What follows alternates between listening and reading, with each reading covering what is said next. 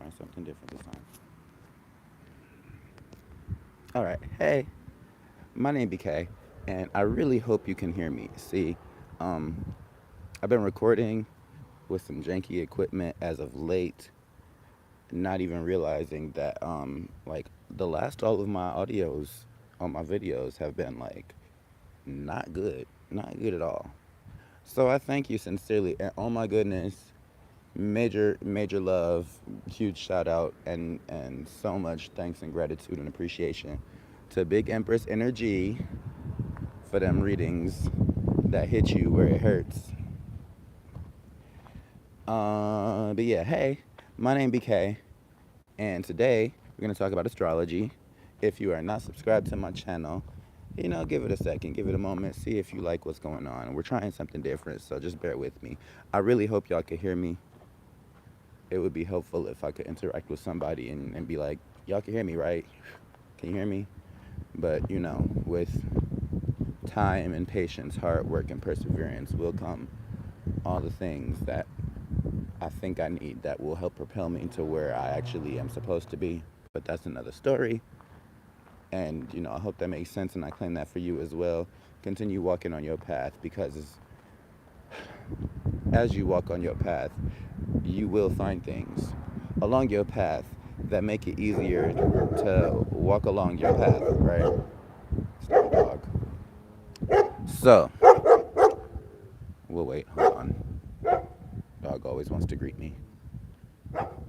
Doggo. Hey, my name BK. Anyway, I was guided, told, whatever. I'm obedient.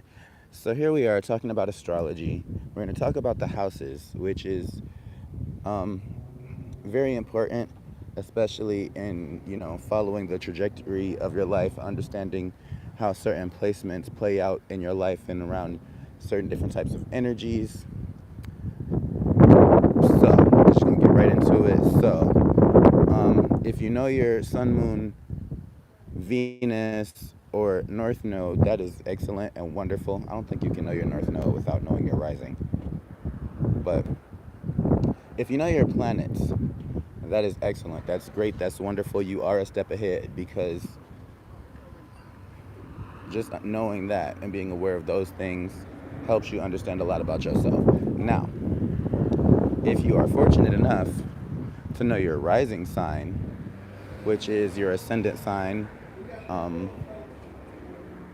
think that's really the only two designations or names they give it. But the rising sign or ascendant sign, if you know that sign by knowing the time of birth, you're knowing your time of birth, and the place and day that you were born, and it gives you that calculation, that helps you to understand even more so about yourself. But that, having the ascendant,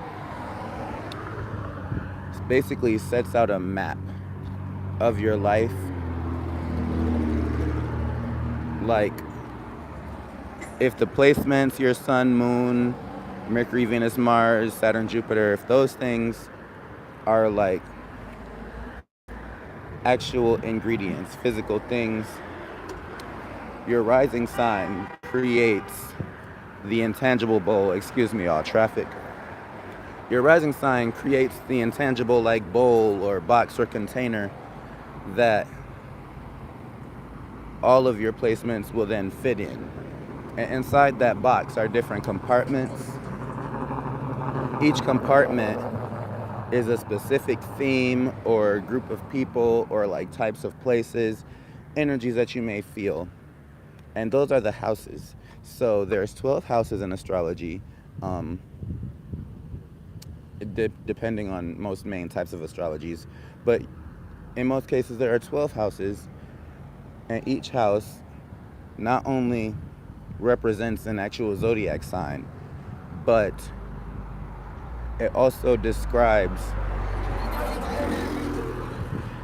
a specific like flavor of energy, atmosphere, or just like vibe. So like, say, like me for instance, I'm a Capricorn sun, Scorpio moon, and Pisces rising. I know that because I know the time of my birth. Being a Pisces rising, and just the way that my chart is set up, I have my Scorpio moon in the 8th house of Scorpio and my Capricorn sun in the 11th house of Aquarius. Now, the Scorpio house is Scorpio, and my 11th house is Capricorn. So, as far as like the energies and the vibe of it goes, the area of life and the themes, like my Scorpio-ness is super Scorpio and just in all the Scorpio ways, regarding mystery, allure, sensuality, death, sex, rebirth, transformation, scary things, dark places, hidden knowledge and things of that nature, psychic abilities, all that good stuff. My Capricorn-ness, where usually Capricorn represents the 10th house, is one step ahead in the Aquarius house. So whereas I am grounded, down to earth, very ambitious, driven, goal-oriented, and very business savvy, all those things play out in the best of ways for me in my areas of life, in places and in times and dealing with people regarding like social networking, being original, understanding human nature in a like humanitarian type of way, um, communicating, just learning enough of things where I can be in the tarot like a healer, a wish granter, by offering my skills and services, my talents and abilities to other people who, can benefit from that. And doing it in a way where I'm not coming from a place of ego, but more so just trying to like heal the world, make it a better place, like for you and all the things, right? So I'm gonna probably do a part 2 to this because I'm walking, I'm on the run, I'm on the walk, and who knows how long exactly I really have to do this. Tap in if you tap in, and I kind of want to get away from traffic solely. We're gonna walk this way.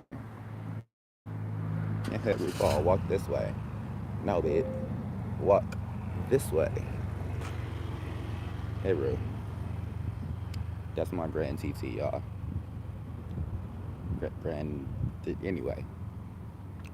So, I'm gonna just go through the houses just real quick, just 1 through 12, and kind of give the area of life it represents and the energy. And then we just gonna move forward, so this doesn't be like, end up being an hour-long production. Because that last one really had drained me. I had planned on doing like 2 or 3 other videos after that, but I was drained. I had to lay down and a whole bunch of other stuff. So, the houses. So the first house, which usually represents the Aries house. So even if you have planets in this house and the house is not Aries, it still has a lot of Aries themes that show up in it. So the first house represents your physical self, your individuality, your ego, your personality, like your physical appearance, and all the things that are relating solely to like you. So having planets here makes them show up in every single way, in the way that you live your life and be who you are. So like having like for me, Pisces is my first house. So that means I have a Neptune type first house, but it shows up in a lot of like Aries type ways. So like it's there, it's present, but it's also a very subtle energy of like, you never know exactly what you might get, but you're always gonna get it. Like, it's Neptune represents the 12th house, and it's funny because, the 12th house comes right before the first house. So, my subconscious kind of shows up a lot in my actions, my communication, my behavior, and just my energy and my vibe. The second house, and those are Aries themes, so my Piscesness shows up hastily, impulsively, real quick, and first. That's the first thing you see, right? So the second house, usually represented by Taurus, represents like the Venus type themes of life, which are values, morals, you know, sensory pleasures, the possessions. It could represent, like, in a lot of ways, finances and stability, the things that you have and own based on, what you find valuable in this life. And if you have other planets in here, it can tend to make those very grounded, very Venusian in the way that they look good. It's a thing that brings, when you tap into those themes and those planets in that house, that second house adds a beauty to it, adds an allure of desire, of attractability to it, so that when you use those types of energies that are present in your natal chart, those things are very likely to bring you a source of financial stability, home, security, comfort, and the physical pleasures that you like based on those things. The third house, Gemini, usually, the third house, which traditionally is representative of Gemini energy, is all about communications, ideas, siblings, like travels, travels in the way that's like short travels, um, intelligence, studying and learning, and having an open mind. So you can have planets in the third house. Like for me, for instance, mine would be, I believe, Cancer. So Cancer in the third house. But even though that's a watery, emotional, sometimes subdued and not expressive sign, it's in the house that represents being expressive, having communications and ideas, um, letting those ideas travel through communication from place to place and person to person, getting a sense of people based on how I interact with them, and really having a handle on my thoughts by tapping into my feelings. That's a Gemini and Cancer blend. It's ruled by Mercury, so themes in the third house can feel a lot accelerated or sped up compared to like themes of like the second and fourth house. And those are just things that you really have to like pay extra close attention to, because when you're accessing those energies and those themes, if you have planets in the third house, it's a very here it is and then here it's not type of energy. Like, for instance, if you were to have, let's see, like Saturn in the third house, Saturn, Pluto, yeah, Saturn and Pluto are like the slowest moving energies out there in space. So to have like Saturn in the third house, it would make Saturn, just that energy of that planet, whatever sign that's in for you, move a lot quicker than normal, just because Mercury is the fastest planet. I hope that makes sense. In the next video that I go into about the houses in astrology, I will give more examples of the planets and how they are affected in each house.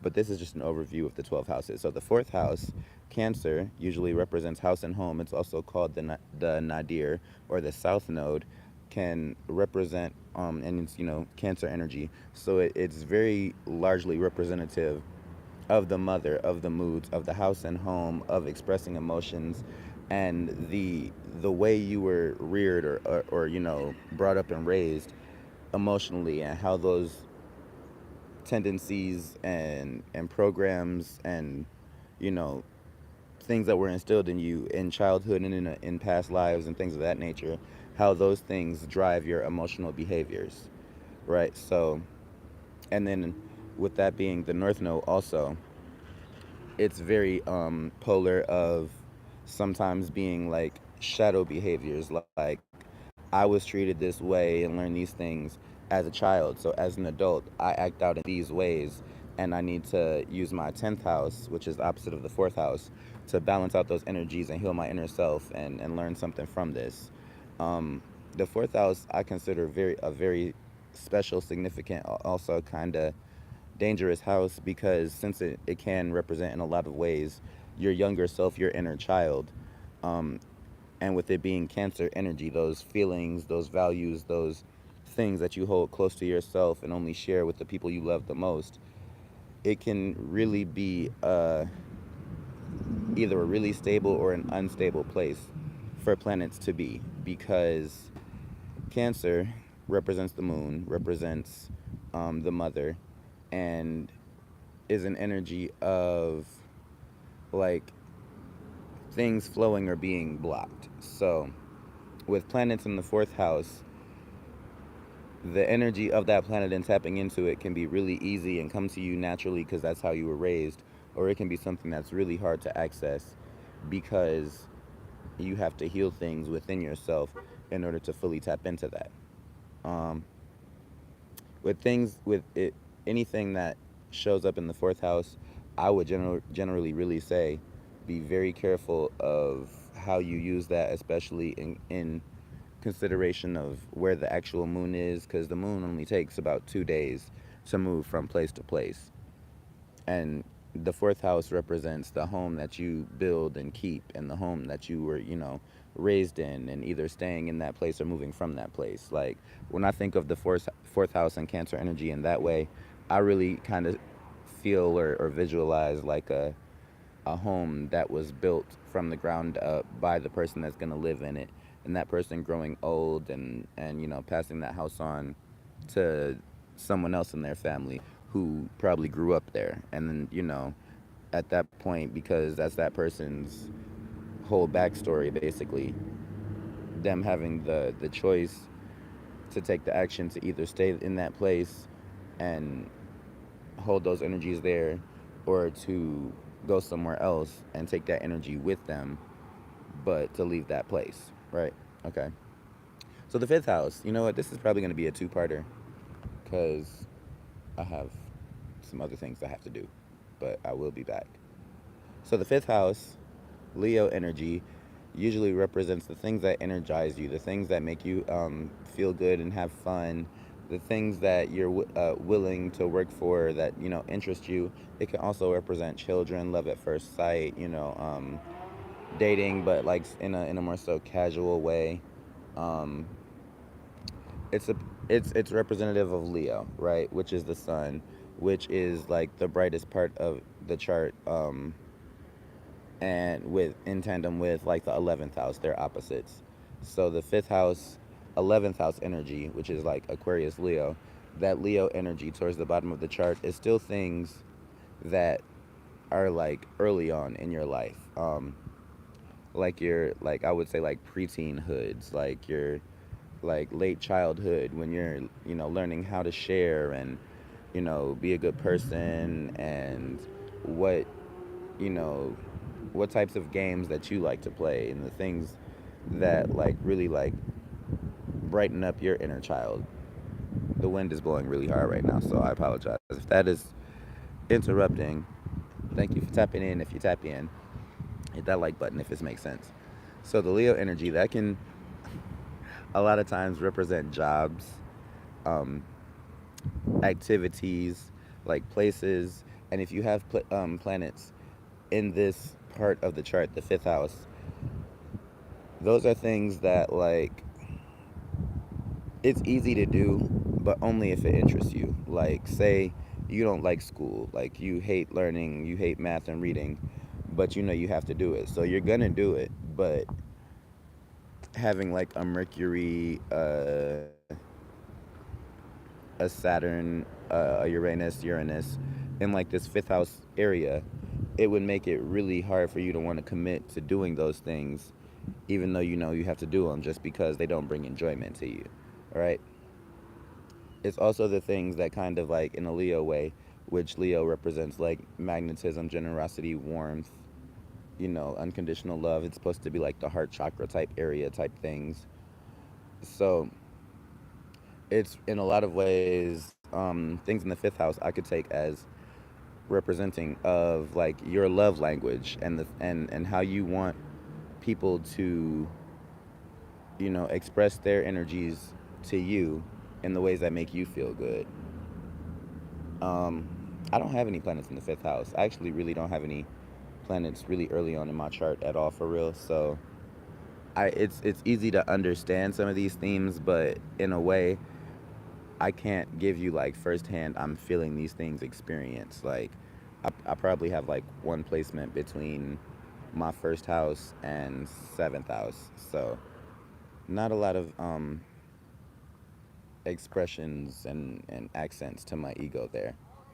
Um, but yeah, that's the fifth house. Things that you love, things that make your heart warm, and things that you are willing to give to others, and things that you want people to bring your way, if that makes sense. The sixth house represents Virgo, and generally, I'm sorry, generally like the way you take care of yourself, the way you take care of yourself, your health, your habits, having a lot of energy in this sector area of life can kind of make you like an OCD type of person. But it's the things that like that are always in the back of your analytical mind, like things that you notice all the time, and in having planets in this house can really make it either easier or harder for you to want to, you know, communicate with people, have certain activities or travels or certain vibes around you. It can be because it's in a lot of ways your physical health and the way that you maintain things.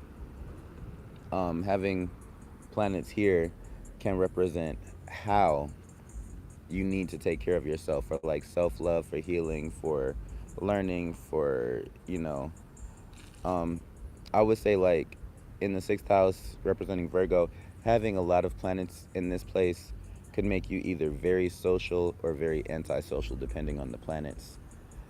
I've noticed in my life like a lot of Virgos end up being managers. They're just good with that analytical, critical mind of like seeing all the pieces of a puzzle. And I feel like those are Virgo, like that could be sixth house heavy people, Virgo placement heavy people, even Venus heavy, I'm sorry, not Venus, but Mercury heavy people. Um, I feel like the more planets that you would have in the sixth house, the more of a mentality of being good at things you would have, but also more of an awareness that you would have to have over yourself and the way that you put out energies as to, not overworking or stressing and worrying your mind too much. I think those are huge themes because Virgo and Capricorn are like the overworkers would sacrifice physical health and time and relationships and things for the sake of things needing to get done and business being handled and just, working. Virgo and sixth house can represent services, like Mother Nature, like in a lot of ways it's like the food and hospitality type of energy, like what feeds your energy, what feeds your soul, what drains you, and in what ways are you willing to be accommodating to other people, and in what ways do you need to set boundaries so that that doesn't take away from any type of your yourself, your energy, your godliness, your placements, and what you actually need to do for yourself to keep yourself in your prime, right? um I'm probably, yeah, at this point I'm gonna stop it here because I actually just want to see if the video and the audio is picking up. I see the video picking up, but I just want to make sure that I didn't just stand here talking for 25 minutes and nobody can hear me like the last video I did. That was an hour long. And if all checks out after I finish handling these couple errands, you will see me again. We're going to continue doing the houses. And I did houses 1 through 6. Probably going to try to timestamp those as well. And when I come back, we'll be doing the houses 7 through 12, which I find a lot more fun personally, probably just because I have a partiality or a bias that all of my placements are from the 7th house to the 12th house. But we will see you soon. Hey, my name BK. You are great, wonderful, awesome, and I love it. I say in Namaste, blessed be, you know, make every day worthwhile for you. And with the energies that we're in right now, if it excites you, go for it. Think about it first, but if it seems like it's a good idea, not too good to be true, why not try it? If it's not gonna hurt, it can only help. And if neither, you gain experience or whatever. I'm just rambling at this point, but I will see y'all in a minute. Thank you so much for subscribing, for being a part of my journey, life, and experience, and on this channel. If this hit, resonated, or made any type of sense, or you just like me and my vibe and the way I talk, hey, hit that like button, comment down below. I'm really looking for feedback and input at this point from y'all, because I have so many different things I could be doing on the channel, and I would like to, with my Saturn in Aquarius, would love to make sure that my hard work and the time and energy that I'm putting in is benefiting somebody, giving back to the world. And I thank you. Yeah, watch another one in the meantime, and have a great everywhere and everything with everybody. Because Libra, fun, party, balance. See you in a minute. Subscribe. Let's see. See y'all. I hope this worked. Wait. And then the phone. See this. There we go.